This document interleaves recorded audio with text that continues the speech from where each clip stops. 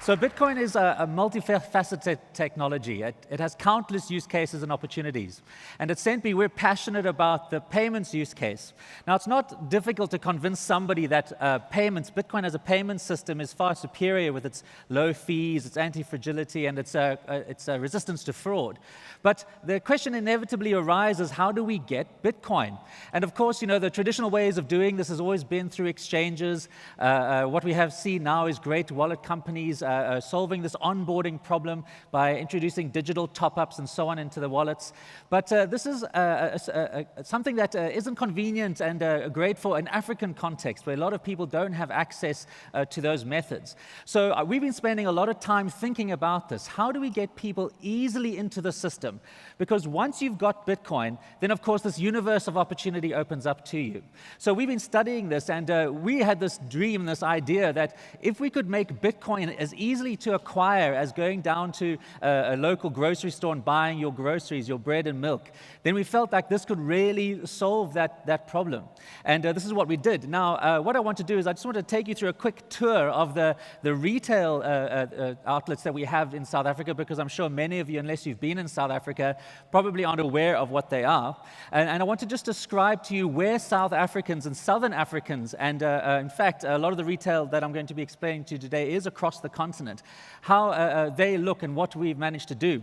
So the first one, this is a major retailer down in South Africa. It has an enormous footprint and is one of the anchor tenants usually in shopping malls. But the amazing thing about this retailer, Pick n Pay, is that they have liquor stores, they've got clothing stores, and they've also got petrol stations, gas stations, something that is across the country. And then, of course, it's got a major competitor, ShopRite. These stores exist almost on every corner in every single town. Checkers is another major retailer, a major anchor tenant in shopping malls. We've got hardware stores. This is a major hardware store with an enormous footprint across the country. Technology stores. Ackermans is a sort of low-end clothing retailer. And these stores now, Pep, I want to explain to you a little bit about Pep.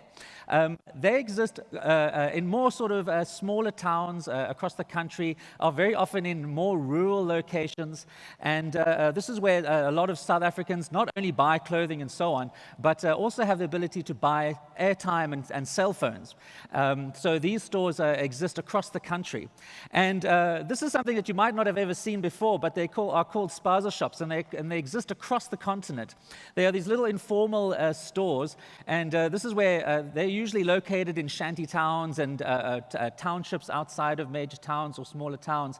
And this is where a lot of Africans actually make purchases. And what happened was there's a company there that we partnered with called Flash, and what they do is they sell and supply points of sale, little kiosks and so on to these stores, and they've managed to integrate into these little places. And these are now the partners that we have acquired, because by doing this, by being able to integrate into these service providers out there, what we've managed to do is actually provide a digital good through these vendors and make Bitcoin available to a vast quantity of South Africans right across the spectrum. Now, what I wanted to quickly show you is what that feels like, because obviously, if you want to go and buy Bitcoin, it's not enough to say, look, there's a location far away. But by actually integrating into these stores with enormous footprints, we've managed to now completely cover the entire country and some other Southern African countries. And I want to show you what that looks like. So the way Centbee works is that we've got a feature in Centbee called our cash map. But if you've seen a picture of the number of points that we have across the country, then you're going to see the vast scale. If you have a Centbee wallet, you can actually do this. You can open up the map, and you'll be able to then see how far our coverage is. Now, this has really opened up Bitcoin acquisition across the country. This is now a significant play that we've managed to make, and let me now also just tell you what it took to get there, because there's obviously a lot of moving parts to a system like this. And what we've done is, and this is something that we took very, very seriously, is that we engaged our local regulators, because if you have a great idea, if you have a great technology, it's not enough just to be able to build it. there's obviously a lot of regulations and rules that you have to comply with. So what we did was we spent a lot of time thinking, what is the minimum requirements that somebody needs to be able to purchase a digital good like this? And Centbee has this extremely simple KYC process where we have this minimal amount of information that is required. What we request from our users is a first name and a surname, and then a local ID number. It's sort of like a social security number. And then what we can do is we can actually go and do a scan on that number. And then every time somebody wants to make a purchase, what we do is we have limits that we can enforce. And this obviously is there to comply with any know your customer and also anti-money laundering obligations that we have. And what we do then is we can then specify limits for our users. So what we do is we do daily limits. We do some monthly limits as well, and you can see that there's a basic load fee. And by doing this, we can then give assurance to our regulators that there's not going to be significant volumes moving through the system. Now, of course, if you want to purchase more Bitcoin in the system, then we can require more information from our customers. And our KYC process is, of course, starting in this way. But this really does suit a vast majority of the people in South Africa that cannot do the usual thing like supply proof of address and so on. But obviously, depending on the customer, we can then increase these limits. Also, the way it works is that it's not a fixed value. What you can do is if you're a user with Centbee, you can go to these local retailers and you can actually put a user-defined value in there. So if you only want to purchase 100 Rand, which is just under $10, if you want to specify a little bit more, you can do that, which really gives the users a lot of freedom into how they can make purchases for their Bitcoin. So that's the specification on the amount. And then this is what it looks like. Now, the integration partners that we have, what they do is they go to those retailers, and all they act as is a facilitator between the retailer and the digital goods service provider, which is us. We're supplying Bitcoin as a digital good. And what happens is the user can then generate this barcode, and they can then take it to the retailer, and the retailer doesn't even know what that barcode represents, because many service providers out there use this method for paying bills, for buying airtime, and so on. So the retailer doesn't actually know that they are selling Bitcoin. They just think that the customer is paying some sort of bill. It could be for a TV license or something like that. And this is a very universal mechanism. But once you've generated this voucher, you can then go and scan it, and this is sort of what it looks like if my video shows. The customer will then make a payment across, and a few seconds later, the Bitcoin will then arrive on the phone. So it's a really very easy, simple way of actually making purchases. This is what your receipt will look like. What happens is you will get a voucher number, which is created in the app, and it has your information on there, and of course numbers. And then if the user has a problem, they can phone a support line or something like that. But that acts as their receipt. And what's also great about this is that little barcode can then become something that is printed onto an invoice or something like that you can then give to maybe one of your customers, and you can say, please, can you go down to whatever store that you have in your neighborhood, go and get that scanned, and I will then have Bitcoin immediately received on my phone. So it's very handy and very useful. And then what they receive is this receipt. And what we do then is we link this transaction, the actual voucher payment transaction, to the Bitcoin transaction on the phone. So then the customer can actually see, if they wanted to, they could go and view the Bitcoin transaction on the blockchain. So we've managed to tie that up. But now what we have is we've got some very crucial information which makes it possible for us to be able to deliver this service and not fall afoul of any sort of regulatory concerns, because then we can demonstrate to our regulators, here's the amount that was purchased, here is the Bitcoin transaction, here is the user that did it, and that gives them that sort of warm and fuzzy feeling. That's pretty much the process. Now, what I want to do is I want to just show you something. What we've been doing around this system is we've been reaching out to our customers who are using this, because we are still obviously in this phase of trying to figure out how users use Bitcoin.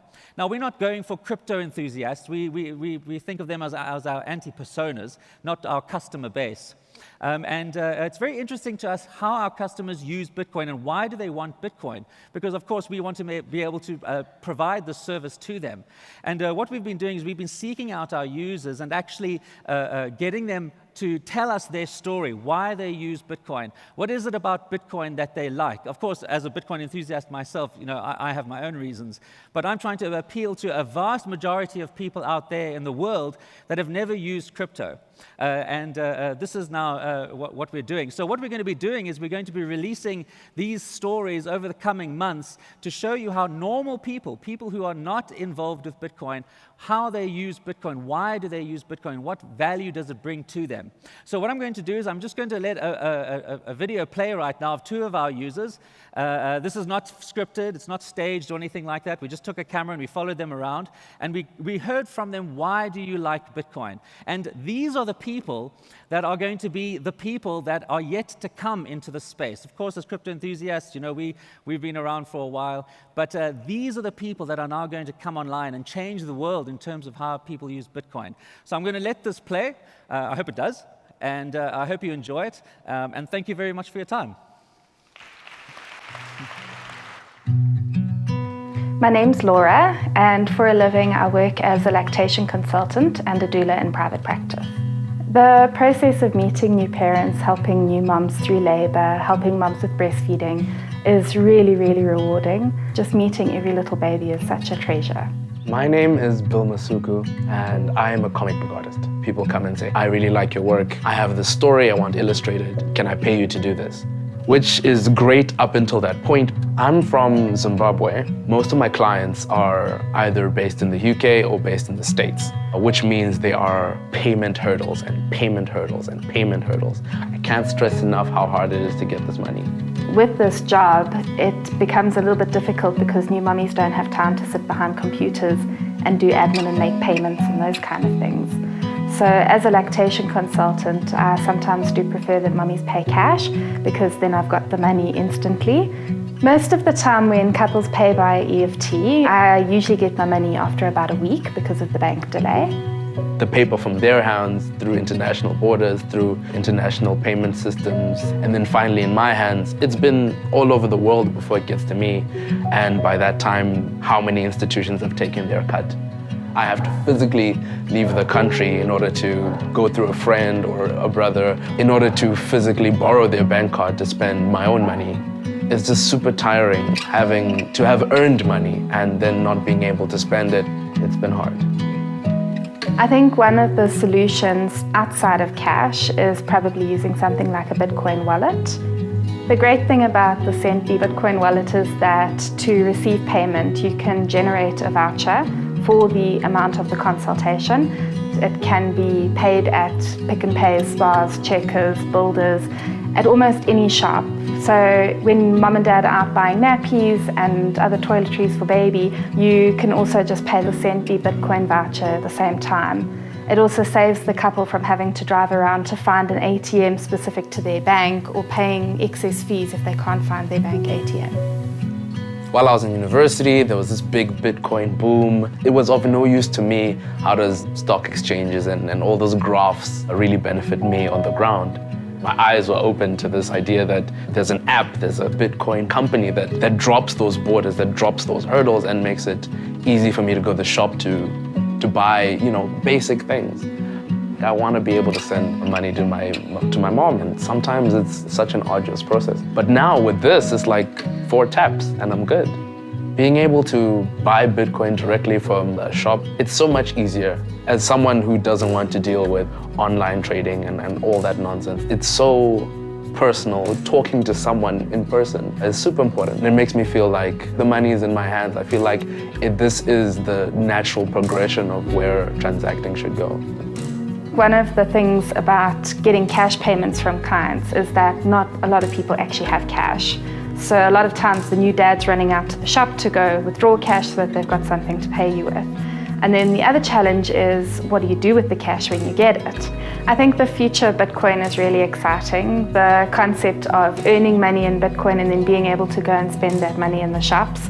You then don't have to carry around wallets and handbags and all of that. You've got it all on your cell phone, easy, convenient, and just accessible. being able to spend money that I've just gotten, it makes me feel like a kid again. I actually have no words. I usually can't shut up about things, but I have no words for how much of an improvement in my life that would be, that it will be.